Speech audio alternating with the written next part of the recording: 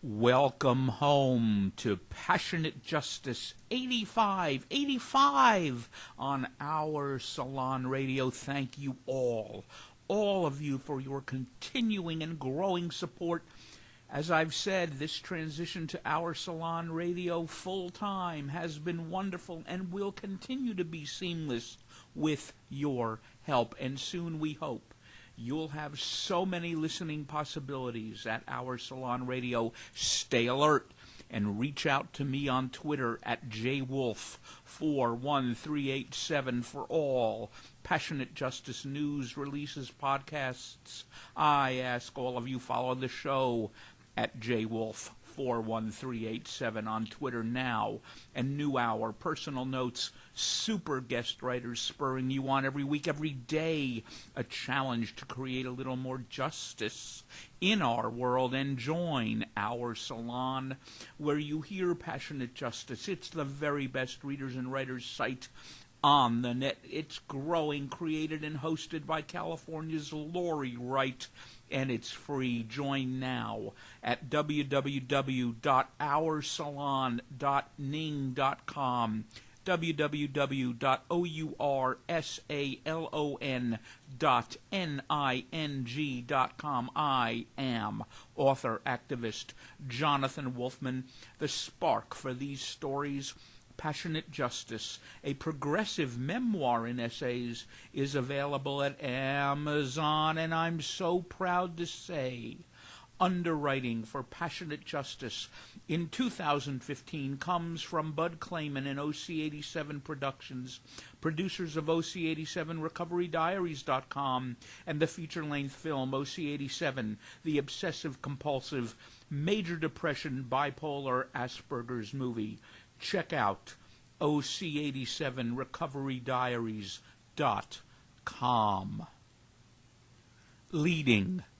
4 brief notes on Charleston. 1. Man-child, religion, weapons, cowardice. Let's be clear. The sole reason this happened at a church had nothing at all to do with Christianity, nor even with churches, and wholly to do with a venue this man-child, this coward, knew black people would be without weapons of their own. 2. In whom we resonate. Quote, the leader of a white supremacist group that has been linked to Dylann Roof, the suspect in the murder of 9 African Americans in a Charleston, South Carolina church last week, has donated tens of thousands of dollars to Republican campaigns, including those of 2016 presidential contenders Ted Cruz, Rick Santorum, and Rand Paul. That's from Eric Lichtblau in the New York Times. Well, you see, the issue is not money or party. It is in whom we find comfort, in whom we feel resonance, hope, and future. 3. Voter ID laws are that flag on State House lawns. Before we go all to smash, become childishly weepy-eyed over South Carolina and a flag that should have been relegated to museum-only viewing and private family ownership 150 summers back, consider the syllogism. A South Carolina senator is running for president. The demographics, even in the South, are changing radically. Voter ID laws are that flag's replacement. 4. Facing the heritage mirror. Save the gone rebel flag celebration. I wrote this in 2011, and I share it here revised as I hear some, as I say, go all to smash over South Carolina state and federal elected officials doing what should have been done long since, long before any of us, our parents, our grandparents, were on this planet.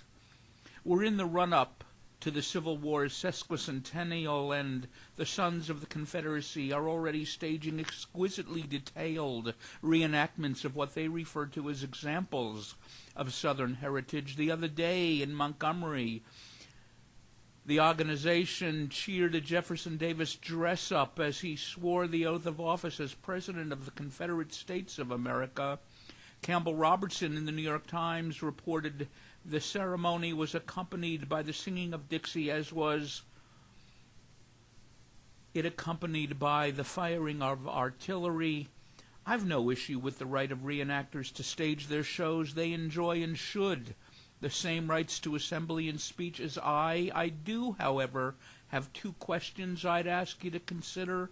As the reenactment raised them for me, and as they're raised again by Charleston and by South Carolina's rather overdue decision about its flag, can we identify another nation that has continued to swaddle, to coddle, to reify in state-sponsored symbols a romanticized memory of a 150-year dead, vicious, and illegal rebellion against itself?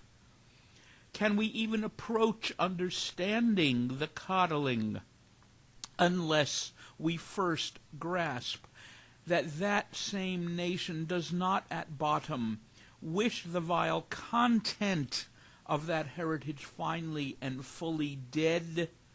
I note with approval what South Carolina is now doing 150 summers after it said it had surrendered to my country. I'll save celebration for a better, more encompassing moment. Now, here's the latest from our friend, Philadelphia writer and artist Roberta Lee. She calls this not just black and white, red and yellow, too. There's a wonderful moment in the 2005 film Hustle and Flow when a black musician reacts to DJ Qualls' character. Introduced to him as a potential new member of their team, "You know he's white, right?" he asks. "Nah," is the measured reply. "He's just light-skinned." I thought of that quote a few days ago when the story of the former Spokane NAACP President Rachel Dolezal, who identifies herself as black, broke into the news. She does so even though her parents claim they are both 100% white, and she therefore must be as well. I have a friend who grew up in a community that's not just predominantly black, it's all black, or it was, except for her family. All her childhood friends are black, and she's the only white kid in her high school graduation photo. Or perhaps it might be more correct to say the most light-skinned kid in homage to Hustle and Flow. No, she does not identify as black, does not self-identify as black, but would it be that big a deal if she did? If she decided that her cultural roots were in the black community, no matter what the color of her skin? When faced with having to choose race on questionnaires, if the question doesn't seem pertinent, I check every available box, including other. I'm an American, after all. We are all of those things. We are every color, every ethnicity, every religion, every tribe, because it does come down to tribe, after all, to identifying to which tribe you belong. Rachel Dolezal, who has an abiding interest and deep empathy for the path walked by black Americans, identifies as black. The question pivots, however, around the broader issue of affirmative action. If everyone self-identified as black, so the reasoning goes, then the advantages given to minorities would be hopelessly misapplied, and the good affirmative action can do would be diluted, or not. Because the ultimate goal is actually a colorblind society, is it not? And where does that start? Could it start by checking every box? Could it start by saying that not only does the color of Rachel Dolezal's skin matter, the color of your own skin doesn't matter either? We have accepted that gender should be self-identified. He's a he if he says he is. She's a she if she says so. Lacking mandatory genetic testing if someone says they are black or white or red or yellow. Isn't that enough? We had some very specific laws in this country not all that long ago that identified people of mixed race ancestry with words such as mulatto, quadroon, and octoroon, and that based their social status on such terms. The laws were characteristic of hypodescent, which is the practice of assigning children of mixed heritage to the ethnic group that is considered by the superior group to be inferior. Those laws were shameful. They disallowed individuals from self-identifying their group. They were intended solely to make racial segregation easier for bigots to implement. They were created to prevent people who looked naturally or with enhancement more or less white from saying they were white. So it astounds me that so many people are now outraged if someone who looks more or less black says she is black. Transitions often are awkward.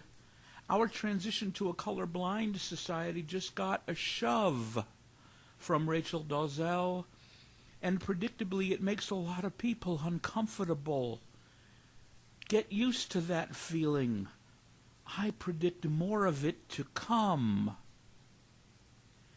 Well, thank you, Roberta Lee from Philadelphia, for that wonderful piece. And here, to change up the mood, is a poem from our new friend, Jennifer Circosta of Orange County, New York. Her poem is called Let Me. Let me steal those kisses from your mouth that you say are mine. Let me journey beside expression's palette, skin, scarlet, flushed love fusion. Let me roll over supple valleys, climb pink flesh, tender touch, crest of lunar light, all the while chasing one dainty kiss after another. Oh, isn't that lovely? And you can find much more from our new friend from Orange County, New York, writer, author, poet, Jennifer Circosta. You can see so much more of Jennifer's work at jennifersmusing.com. JennifersMusing.com.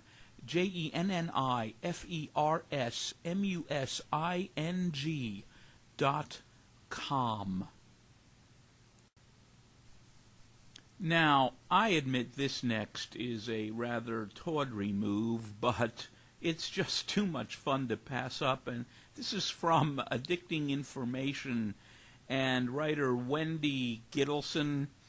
Christian couple threatens to divorce if gay marriage becomes legal. Now, if you think the United States holds the patent on crazy extremist right-wing Christians, well, you'd be wrong. An Australian couple has vowed to divorce if same-sex marriage becomes legal in Australia. So much for the sanctity of marriage.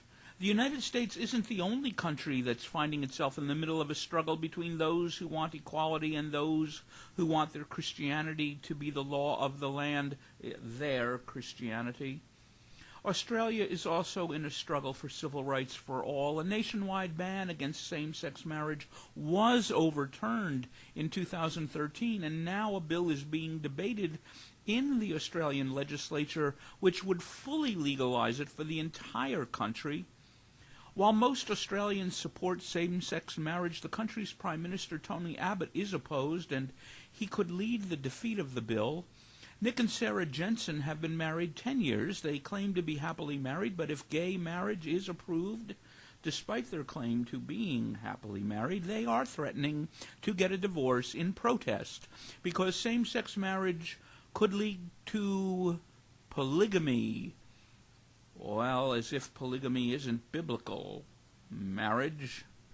Well, Ms. Jensen and Mr. Jensen told Fairfax Media in Australia that they entered into their marriage as a fundamental order of creation, part of God's intimate story, they called it, for human history, man and woman, for the sake of children, faithful, and for life. For the sake of children, faithful, and for life.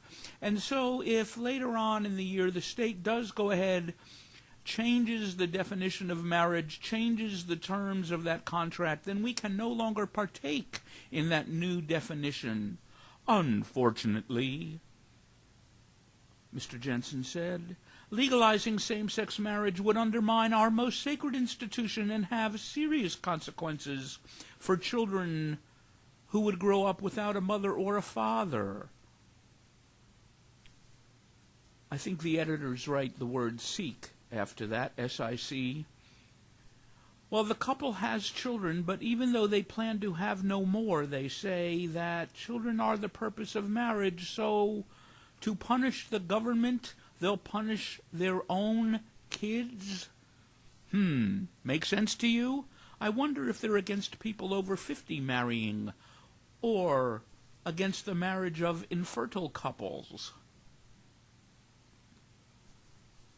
And now back to an evener keel and excerpts from a Joan Walsh piece. You know, Joan Walsh is a founder of Salon.com and of OpenSalon.com, a blogger site, and is still a contributor at MSNBC. She's written an interesting piece lately about white progressives' racial myopia, why their colorblindness fails minorities and fails the left. Joan Walsh says this: the inspiring rhetoric of Bernie Sanders and Elizabeth Warren can leave black people feeling left out. Here's why. Senator Bernie Sanders, the lifelong crusader for economic justice, now running for the Democratic presidential nomination, has serious civil rights movement cred. He attended the historic 1963 March on Washington, where Dr. Martin Luther King Jr. and 250,000 people changed the country's course when it came to race. It would be wrong to accuse him of indifference to issues of racial equality, but in the wake of his picture postcard campaign launch from the shores of Vermont's lovely Lake Champlain, Sanders has faced questions about whether his approach to race has kept up with the times. Writing in Vox, writer Dara Lind suggested that Sanders' passion for economic justice issues has left him less attentive to the rising movement for racial justice, which holds that racial disadvantage won't be eradicated only by efforts at economic equality. Numbers have noted the lack of attention to issues of police violence and mass incarceration in Mr. Sanders' stirring kickoff speech. These are the same questions I raised last month after watching Senator Elizabeth Warren and New York Mayor Bill de Blasio hail the new progressive movement to combat income inequality at two Washington, D.C. events.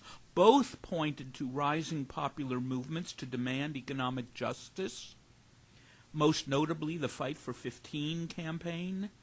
Neither mentioned the most vital and arguably most important movement of all, the Black Lives Matter crusade, which is odd since Fight for 15 leaders have explicitly endorsed their sister movement. And the agendas they endorsed that day made no mention of the role that mass incarceration and police abuse plays in worsening the plight of African Americans poor. Looking at the overwhelmingly white Bernie Sanders event last week, I saw it again. The rhetoric and stagecraft employed by white progressives, whom I admire too often, inadvertently, I think, leaves out people who aren't white. Of course, Sanders' home state of Vermont is 96% white, so his kickoff crowd predictably reflected that, but his rhetoric could have told a more inclusive story. So could Elizabeth Warren's. I love her stirring stories about her upbringing, the days when her mother's minimum wage jobs could support a family, when unions built the American middle class, and when Warren herself could attend a public university for almost nothing. Like a lot of white progressives, she points to the post-World War II era as a kind of golden age when income inequality flattened and opportunity spread, the result of progressive action by government. But the golden age wasn't golden for people who weren't white. Yeah, African American incomes rose and unemployment declined in those years, but black people were locked out of many of the wealth-generating opportunities of the era, blocked from suburbs with restricted covenants and redlined into neighborhoods where banks wouldn't lend, left out by the GI Bill, which didn't prevent racial discrimination, neglected by labor unions, which discriminated against or outright blocked black members. Conservatives look back at those post-World War II years as a magical time when men were men, women raised children, LGBT folks didn't exist or stayed closeted, and the country was white. Progressives point to the government support that created that alleged golden age, but they too often make it sound rosier than it was for people who weren't white. In fact, some of those same policies of the 50s helped create the stunning disparities between black and white family wealth, which leaves even highly paid and highly educated African Americans more vulnerable to sliding out of the middle class. Do white progressives understand the political world they live in today? Senator Sanders' socialist analysis focuses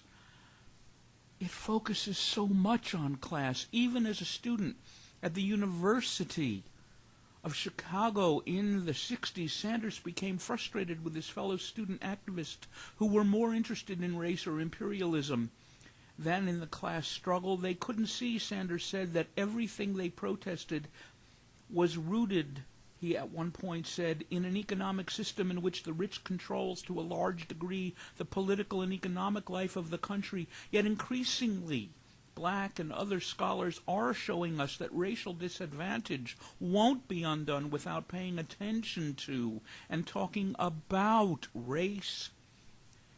The experience of black poverty is different in some ways than that of white poverty. It's more likely to be intergenerational, for one thing, as well as being the result of discriminatory public and private policies. Ironically, our first black president has exhausted the patience of many African Americans with promises that a rising economic justice tide will lift their boats. President Obama himself has rejected race-specific solutions to the problems of black poverty, arguing that policies like universal preschool, a higher minimum wage, stronger family supports, and infrastructure investment, along with the Affordable Care Act, all disproportionately help black people, since black people are disproportionately poor. Hillary Clinton could be the unlikely beneficiary of white progressive stumbles on race. The woman who herself stumbled facing Barack Obama in 2008 seems to have learned from her political mistakes. She's taken stands on mass incarceration and immigration reform that put her nominally to the left of Mayor de Blasio's progressive agenda on those issues, as well as the president's. Clinton proves that these racial blind spots can be corrected, and American politics today requires that they be corrected. No Democrat can win the presidency without consolidating the Obama coalition, particularly the African American vote. In fact, African American women are to the Democrats what white evangelical men are to Republicans, the most devoted, reliable segment of the party base. Yet whereas all the GOP contenders pander to their base, Democrats often don't even acknowledge theirs. Pointing to Warren and Sanders' shortcomings when it comes to racial politics does not mean they can't learn to see things multiply lensed. But they're going to have to, or they'll find that the populist energy that's eclipsing Democratic Party centrists will be dissipated by a racial tension no one can afford. Thank you, Joan Walsh. Now, Here's a topic you rarely hear about. We don't need fewer lawyers. We need cheaper lawyers. Unable to afford representation, more Americans are going to court alone, and they're losing. This from Martha Bergmark, Executive Director of Voices for Civil Justice. In 2014, a Louisiana woman, we'll call her Jay, landed in court after a dispute with her landlord over a $25 parking fee. Jay was 52 and was suffering from cancer and did not have an attorney. The court ruled against her and ordered her to vacate her home within 24 hours. Recall, this was initially over a $25 parking fee. Jay's case, which was later taken on by Southeast Louisiana Legal Services, sounds extreme, but for someone who can't afford legal counsel, the outcome really is not surprising. The reality is that many Americans facing the loss of a home, family, livelihood are going it alone in civil court, and they're losing. In well over two-thirds of critical cases in America's civil courts,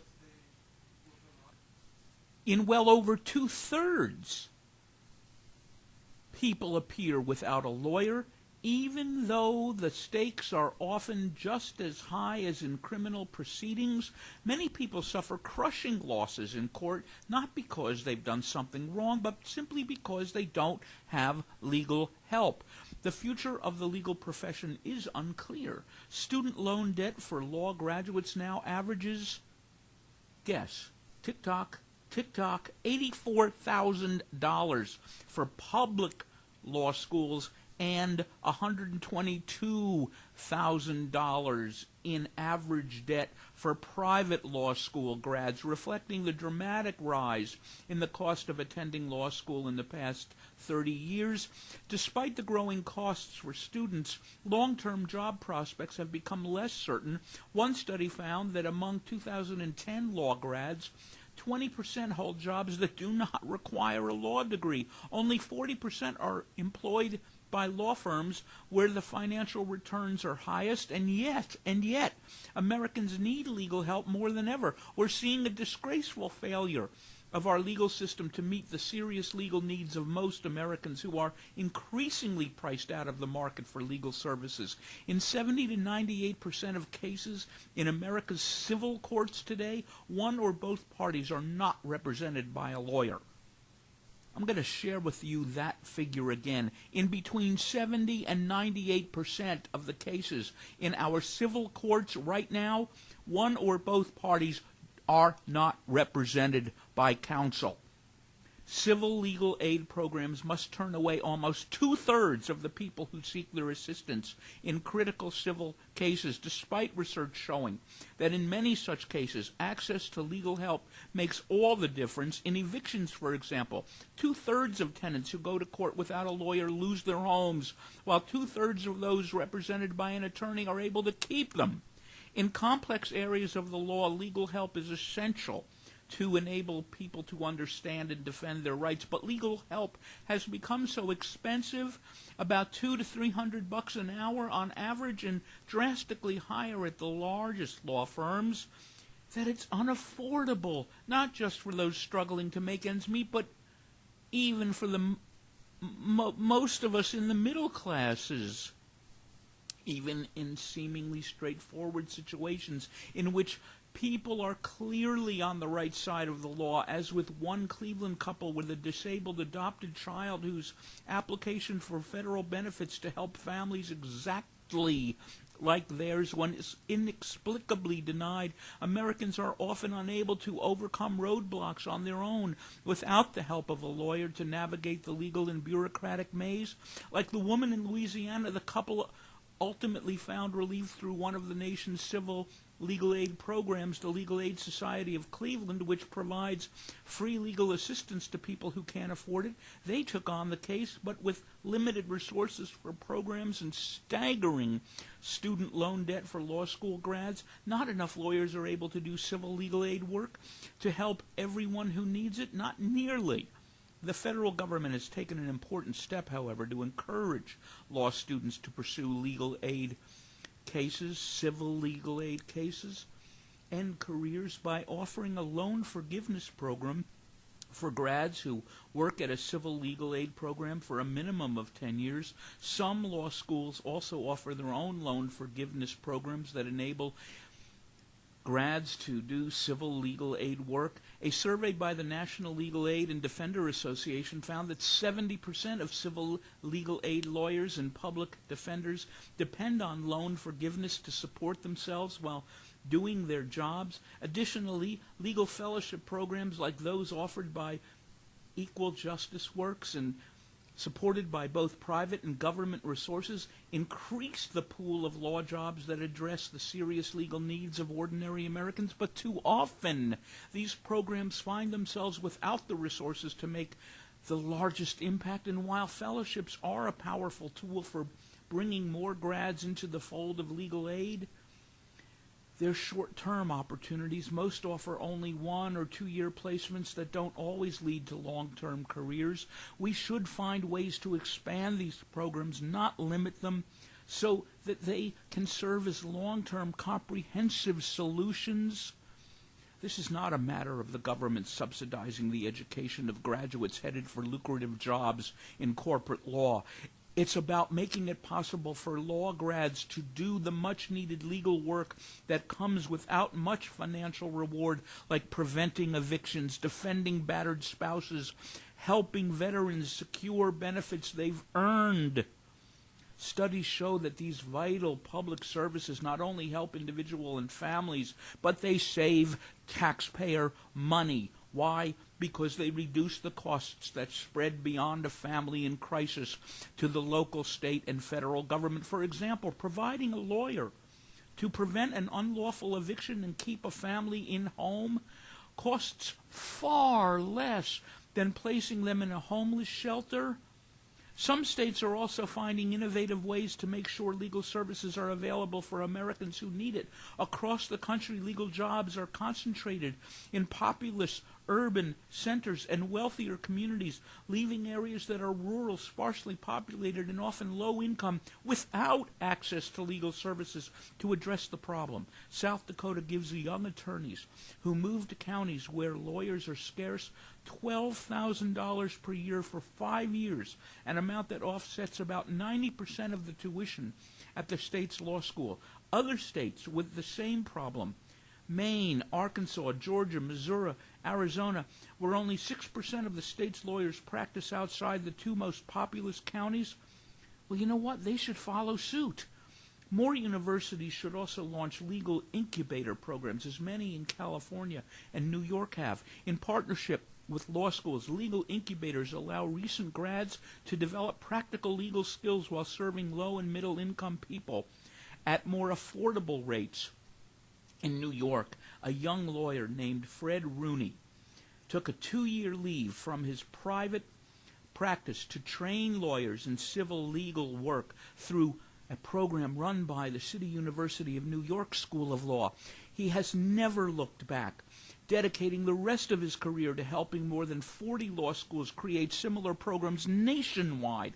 With the right resources and training, more lawyers could follow a similar path. We must also consider once unthinkable changes to our approach to legal education and legal counsel. Eliminating the 3rd year of law school would lessen the burden of student debt and make it easier for lawyers to take on more pro bono work. Expanding the use of educated licensed legal technicians would provide assistance with certain kinds of legal problems akin to nurse practitioners in the medical industry.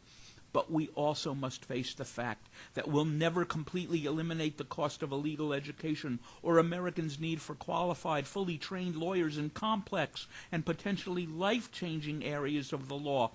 As we confront these challenges, there's also a need for a cultural shift within our law schools and the legal profession at large. We must recognize that providing expert legal help is not just charity. It is rewarding work that should be as coveted as the associate positions at large corporate firms. and its essential work to meet our collective professional obligation as guardians of our nation's commitment to justice. It's hard to see how a legal system that meets only the needs of the wealthy while leaving most everyone else by the wayside is a vital resource for society. We must do a better job of ensuring our country's promise of justice for all. The future of the legal profession and the future of millions of our fellow Americans depend on that. Now to the environment and Pope Francis. In a piece, Pope Francis toward a perfect storm for revolution by Acubens in Daily Kos. June 18, launch day for Pope Francis's historic anti-capitalist revolution, a multi-targeted global revolution against out-of-control free market capitalism driven by consumerism, against destruction of the planet's environment, climate, and natural resources for personal profit, and against the greediest science deniers. Translated bluntly, stripped of all the euphemisms and his charm, that is the loud and clear message of Pope Francis's historic encyclical. Pope Francis has a grand mission here on earth, and he gives no quarter, hammering home a very simple message with no wiggle room for compromise of his principles. Quote, "If we destroy God's creation, it will destroy us." Our human civilization here on planet Earth, the fact is, the Pope is already building an army of billions in the same spirit as Gandhi, King, and Marx. These are revolutionary times, deny it all you want, but the global zeitgeist has thrust the Pope in front of a global movement, focusing, inspiring, leading billions. Future historians will call Pope Francis the great 21st century revolutionary. Yes, our upbeat, ever-smiling Pope Francis. As a former boxer, he loves a good match, and he's going to get it. He is encouraging rebellion against super-rich capitalists, against fossil fuel power players, conservative politicians, and the 67 billionaires, just 67, who already own more than half the planet's assets. That's the biggest reason Pope Francis is scaring hell out of the GOP, big oil, the Koch empire, Massey Coal, every other fossil fuel billionaire, and more than 100 million climate deniers. Their biggest fear, they're deeply afraid the Pope has started the ball rolling and they cannot stop it. He then lists 8 of the Pope's key warning punches edited in the Catholic Climate Covenant from his apostolic exhortation. London's Guardian and other news sources refer to these. 1. Capitalism is threatening the survival of human civilization. 2. Capitalism is destroying non-renewable resources for personal gain. 3. Capitalism has lost its ethical code, has no moral compass. 4. Capitalists worship the golden calf of a money god. 5. Capitalists' pursuit of personal wealth destroys common good. 6. Capitalism has no respect for Earth's natural environment. 7. Capitalists only see the working class as consumers and as machine tools. 8. Capitalism is killing our planet, our civilization, our people. Oh, I like the smell of revolution in the morning, don't you? Thank you, Pope Francis. Now, back to Charleston and a piece from Alicia Garza in Truth Out. We were never meant to survive, a response to the attack in Charleston. A Wednesday night in Charleston, South Carolina, an act of terrorism was committed against a group of black people who gathered in prayer. The church, Emmanuel African Methodist Episcopal Church, was a site of slave rebellions as far back as 1822 and one of the oldest black churches in the country. Roof went to the church and asked specifically for the pastor. He prayed with the congregation, and then after about an hour he arose and said, "I have to do it. Your rape our women. You're taking over our country. You have to go. In the days following this, many in the media will portray Wolf as mentally ill, as a gunman with a troubled past who committed an isolated crime against an unsuspecting group of black people. Facebook photos show Roof wearing a jacket with patches bearing the flag of apartheid Rhodesia and apartheid South Africa. However, we at Black Lives Matter would assert that this is not, in fact, an isolated incident, but just one incident in a pattern of violence enacted against black people in this country and around the world. The real question we should be asking is, who taught Roof to hate black people enough to kill 9 of us in a sanctuary? And can we really say he's the only one? The honest answer is that this country has never valued black people, even though black people have been of extreme value to this country.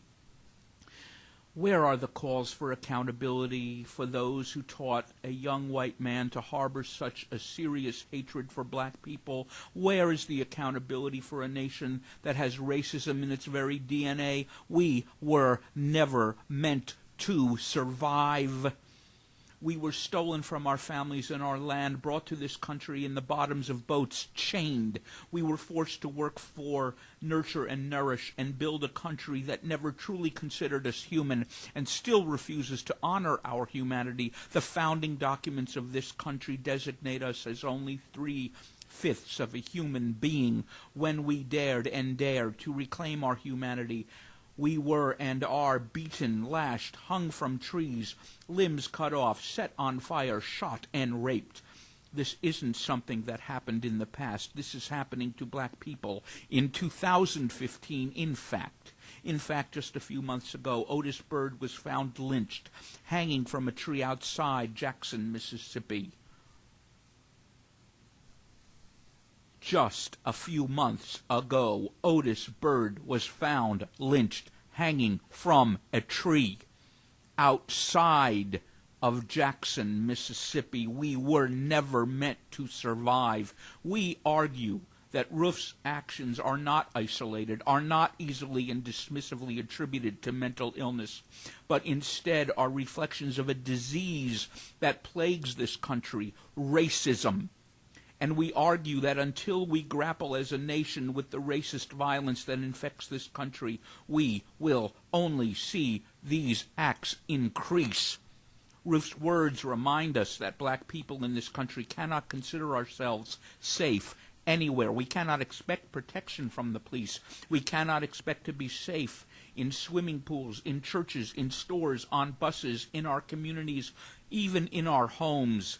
Black children are not safe, and we cannot consider ourselves safe from the daily trauma of witnessing the violence exacted against our communities. In this case, a young black girl played dead underneath her grandmother's dead body. In order to stay alive, Roof left one woman alive, telling her that he wanted her to tell the story of what happened that night, the truth that even our nation's first black president has yet to face, the fact that violence against black people is an epidemic.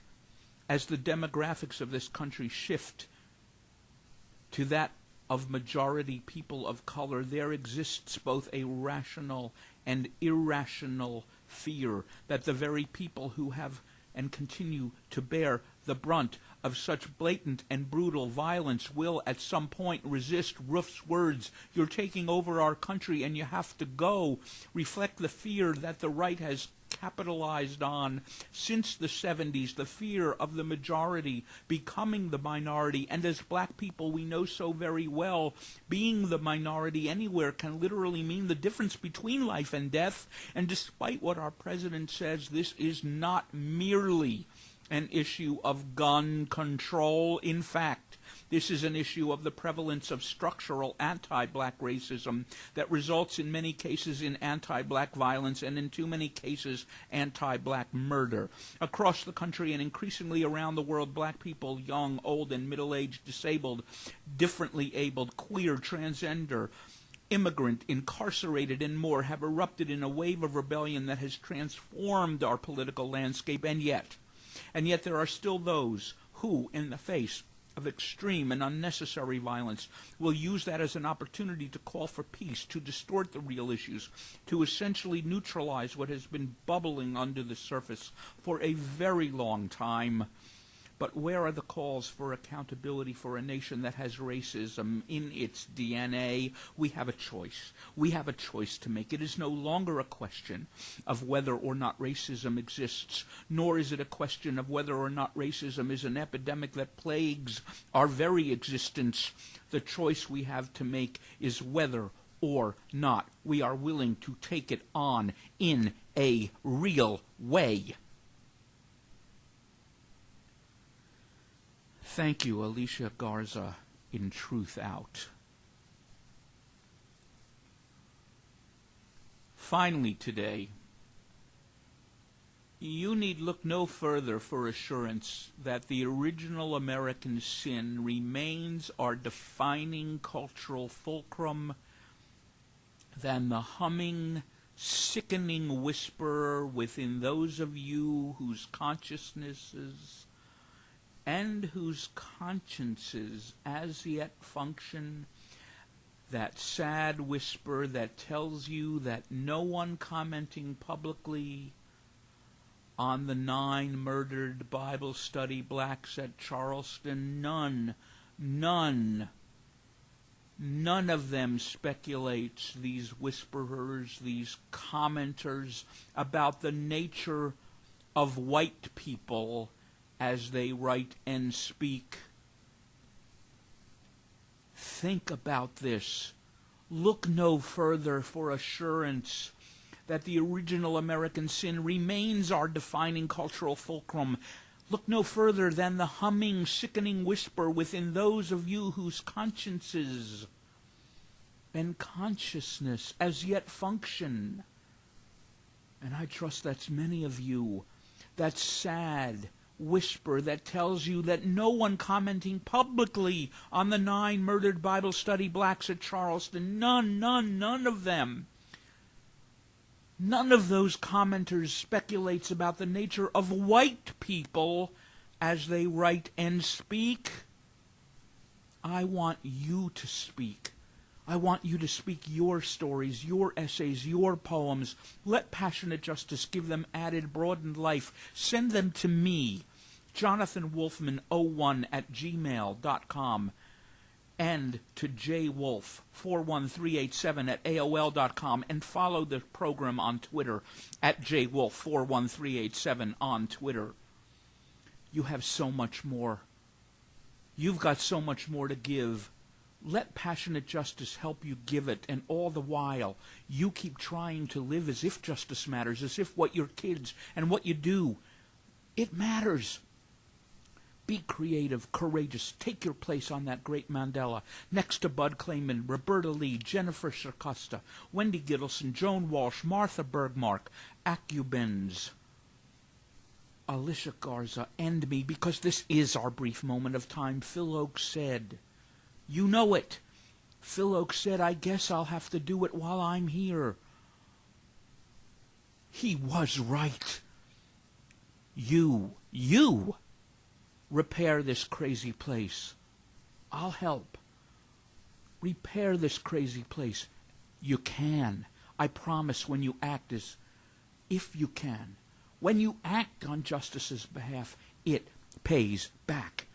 And it will most definitely make you happy. Watch for and listen to our 86th on Our Salon Radio, and follow the show on Twitter @jwolf41387, because there and everywhere it's passionate justice.